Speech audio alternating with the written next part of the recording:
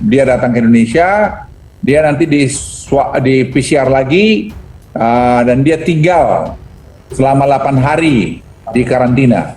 Setelah itu dia di PCR lagi, kalau dia negatif baru bisa keluar. Jadi prosedur ini ya kita lakukan dan berlaku di mana-mana di dunia. Hanya ada yang 8 hari, tergantung negaranya, ada yang 14 hari, ada yang 21 hari. Nah, kita melihat dari hasil studinya, dari negara-negara yang kita anggap cukup baik, itu kita berikan 8 hari. Jadi sebenarnya tidak ada yang aneh. Jadi kalau ada yang asal ngomong, ya tidak ngerti masalah, jangan terlalu cepat ngomong, itu masalah. Jadi kita kan mesti memperlakukan sama dengan apa yang reciprocal, dunia lain lakukan gitu, kita harus lakukan begitu. Nggak bisa dong bernegara itu lu mau, gua nggak mau, nggak bisa begitu. Karena tidak ada data yang kita diberikan, harusnya kita miliki. Data nama yang mereka datang itu cuma format namanya saja. Ketika kita cek, mereka pakai visa 21, tapi data terhadap ketenaga kerjaan dan staf ahlinya itu mana? Makanya kita minta, ya kalau ini ketenaga kerjaan ini Dewan Pengawas Ketenaga Kerjaan dan K3 yang di Depnaker ini ketika cek langsung, itu melihat mumpung ini suasana karantina 14 hari harus dipastikan. Kalau Anda misalnya mana, misalnya Anda las apa gitu loh. Anda sebagai ahli di bidang apa? Kalau bisa... Saudara-saudara, sejak bulan April kemarin kita sudah mendengar himbauan bahkan larangan pemerintah.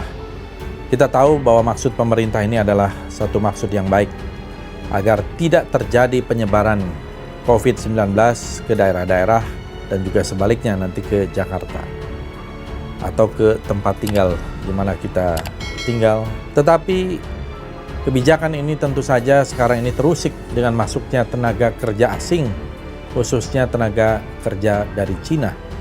Bahkan dengan bersenjata laras panjang di berbagai tempat, tiba-tiba kita disajikan dengan berita dan footage dari berbagai media yang memperlihatkan bagaimana tenaga kerja asing Cina masuk dengan leluasa, melenggang.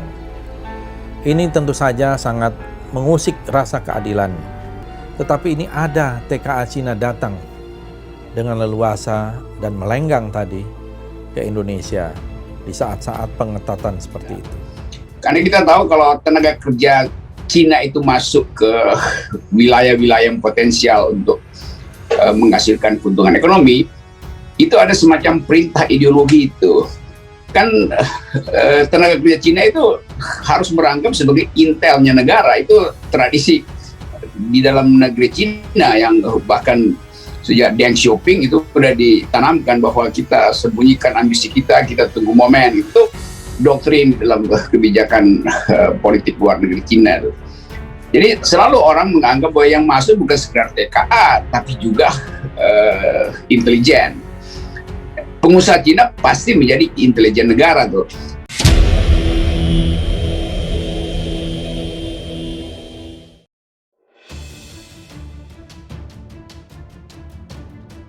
"34 TKA China masuk Indonesia dengan Airbus berbadan besar."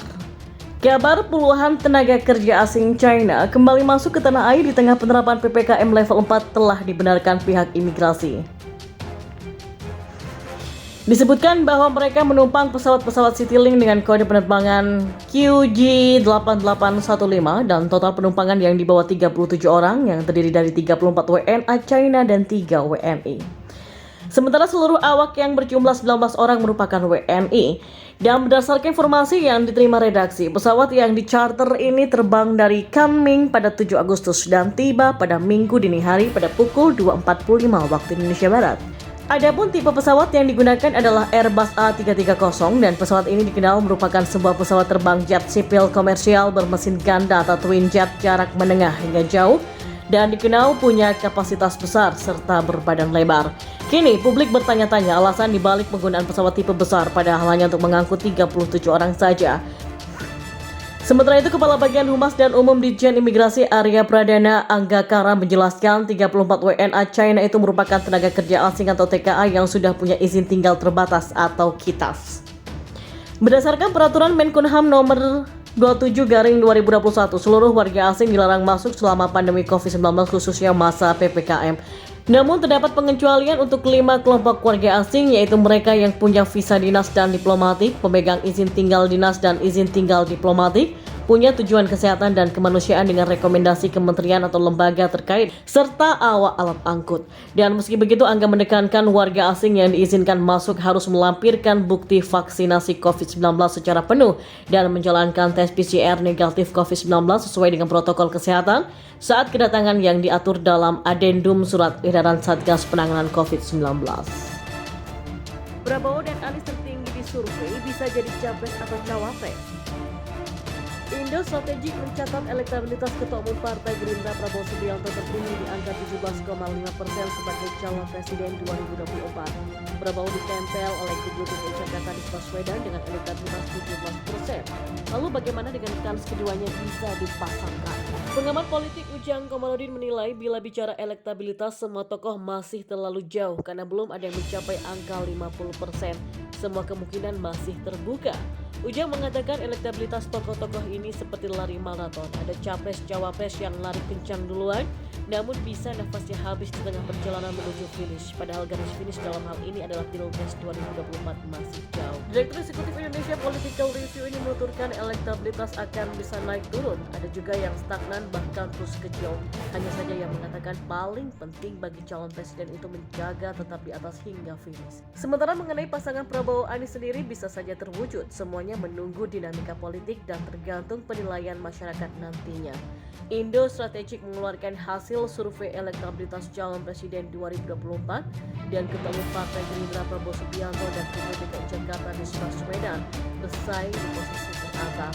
Prabowo punya elektabilitas sebesar 17,5%, sementara Anies mendapatkan 17%. Sementara itu pengamat politik Muhammad Mualimin menanggapi dua politisi PDIP yakni Effendi Simbolon dan Masinton Pasaribu yang menyoroti kinerja Presiden Jokowi dan Menko Marves Luhut Binsar Panjaitan terkait penanganan COVID-19 di Indonesia. Menurut pengamat politik dari Lingkar Wajah Kemanusiaan atau Lawan Institut ini, kritikan dua kader PDIP sebenarnya adalah skema yang sudah disiapkan dengan rapi. Ia pun menjelaskan jika hanya Ketua DPR RI Puan yang kritik, maka hal itu akan terlihat janggal karena selama ini PDIP diam saja. Pasalnya, kata Mualimin, Effendi Simbolon dan Masinton Pasaribu adalah anak buah dari Ketua Umum PDIP Megawati yang merupakan ibu dari Puan Maharani. Selain itu, menurut Mualimin, PDIP mulai menyoroti dan melontarkan kritik terhadap Presiden Jokowi lantaran mereka takut panggung kritik dikuasai partai oposisi yakni Demokrat dan juga PKS. Selain itu, menurut Mualimin, PDIP mulai menyoroti dan melontarkan kritik terhadap Presiden Jokowi lantaran mereka takut panggung kritik dikuasai partai oposisi yakni Demokrat dan juga PKS. Sebelumnya, politisi PDIP Effendi Simbolon mengkritik Presiden Jokowi yang tidak mau menerapkan lockdown sejak awal pandemi COVID-19.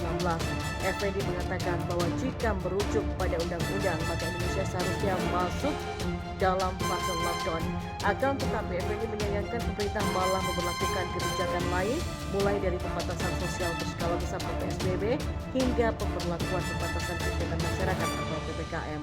Kader PDIP ini pun menduga bahwa di awal pandemi, pemerintahan Jokowi mungkin mempertimbangkan sisi ketersediaan dukungan dana dan juga masalah ekonomi.